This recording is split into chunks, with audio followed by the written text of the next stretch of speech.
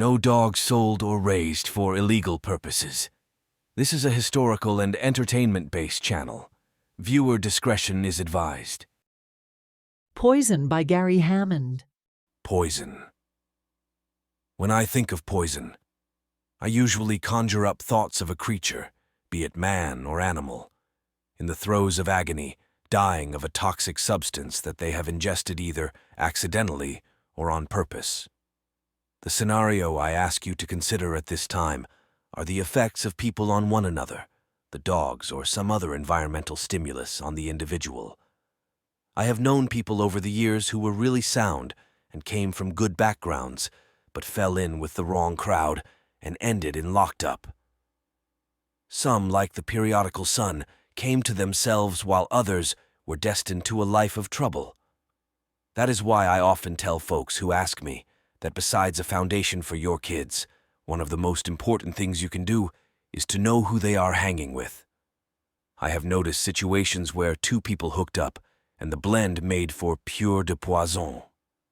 Sometimes this is two friends, and other times it is a marital relationship. I have known more than a few couples that were good as gold to themselves, but put them together, and toxic is an understatement. I am not just talking about a troubled relationship, but people going at it like Bonnie and Clyde. I have said all this to set the stage for the dogs that is often to seem to be the catalyst for a situation that is bound to go bad. It is not just the APBT. There have been coonhound guys who were so obsessed that their dog addiction poisoned all their relationships. The APBT seems to have this effect on many segments of our fraternity. I have seen marriages go down the tubes because of the dogs, and the dogs themselves are not the problem. But the folks who became obsessed seem to often to lose their grip on reality and forget the things that are important. That isn't to say that dogs are unimportant, but they should fall somewhere down the list behind family, job, and the other obligations that you have made. To me, the important thing is to keep the dogs in perspective. I was one of those folks in the early years to almost lose it because of my fascination with the dogs, had I not been so busy in life, and the dogs just a part of a very full plate. I'm certain that some of my family would have had me committed. Not only are their relationships often poison to the people and those they come in contact with, but to the dogs themselves. I have seen dogs used, abused, and neglected for any number of reasons, all of which have no validity as far as I am concerned. Frank Fritzwater's wife once confided in the Little Plumber that these dogs will make you crazy. And her husband and some of his cronies were proof.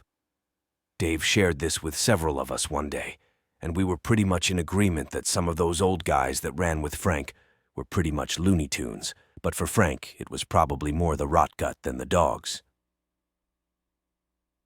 Either way, we realized that there was some truth to what she had said.